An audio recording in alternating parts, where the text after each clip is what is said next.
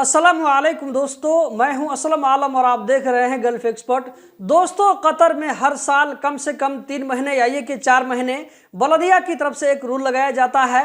इस रूल के तहत क्या होता है कि उस पीरियड में कुछ मछलियों का नाम दिया जाता है कि फला फला मछली का जो है शिकार करना मना है। उसका साइज भी बताया जाता है कि आप इस साइज से छोटी मछली को शिकार नहीं कर सकते हैं, इस तरह की मछली को आप शिकार नहीं कर सकते हैं। इस रूल को जो है सबको फॉलो करना पड़ता है, लेकिन कुछ लोग ऐसे होते हैं कि इस रूल को जो है तोड़ते हुए अपने मनमानी करते हैं और मनमानी करने की वजह से वो लोग बलदिया के चंगुल में फंस जाते हैं। यहाँ पर जो आप लोगों को वीडियो चलती हुई नजर आ रही होगी, जहाँ पर आप देख सकते हैं कि बलदिया के ऑफिसर एक कश्ती के ऊपर में जो है जाकर के वहां पर चेक कर रहे हैं। एक खास किस्म का जाल जो है यहाँ पर पकड़ा जाएगा, जो कि आप लोग आगे वीडियो में देखने वाले हैं। तो यहाँ पर बलदिया के ऑफिसर देख रहे हैं कि जिस मछली के बारे में बलदिया की तरफ से जो है टेम्पोररी उसका शिकार करना अलाउ नहीं है, तो ये कश्ती वाले उस मछली का शिकार करते हैं या ये कि नहीं करते हैं। तो यहाँ पर आप देख सकते हैं कि बलदिया वाले कश्ती का जो है एक एक कोना छान मारते हैं। कश्ती में जितना भी सामान होता है सारा सामान को लोग उठा करके देखते हैं।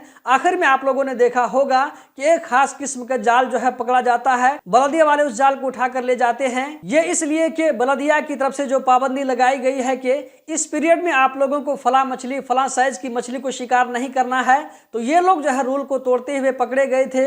इस वजह से इनके खिलाफ में जो है कार्रवाई की गई। यहाँ पर आप लोगों ने देखा कि इनके जो है जाल को जब्त कर लिया गया।